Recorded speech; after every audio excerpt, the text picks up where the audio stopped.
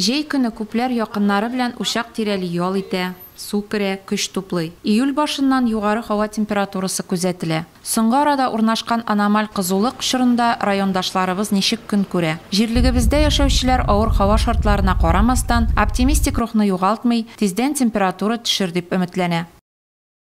Biz инде бу кызу көннәрдә сакланабыз, су керү белән, төрле күләгәле помещенияларда инде безнең эштә үзебездә күләгә, без шунда күпчелек утырабыз, инде бик урамнарда йөрергә тырышмыйбыз.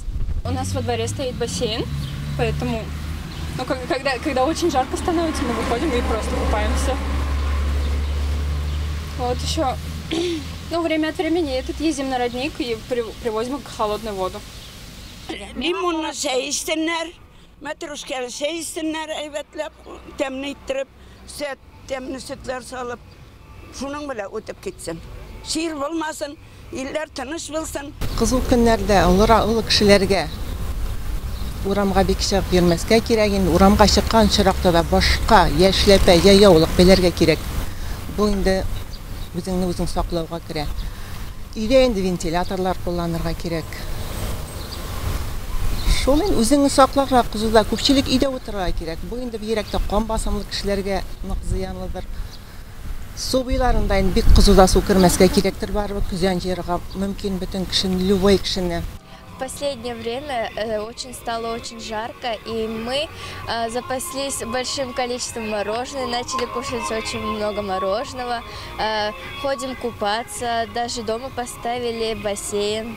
Ашык һавада йөрүчеләрнең күбесе, аеруча яшьләр, кызуда баш киемсез йөри. Мөслим үзәк хастаханәсеннән алынган мәгълүматлар буенча, ай башыннан кояш сугып, ашыгыч ярдәм бүлегенә 13 кеше мөрәҗәгать иткән.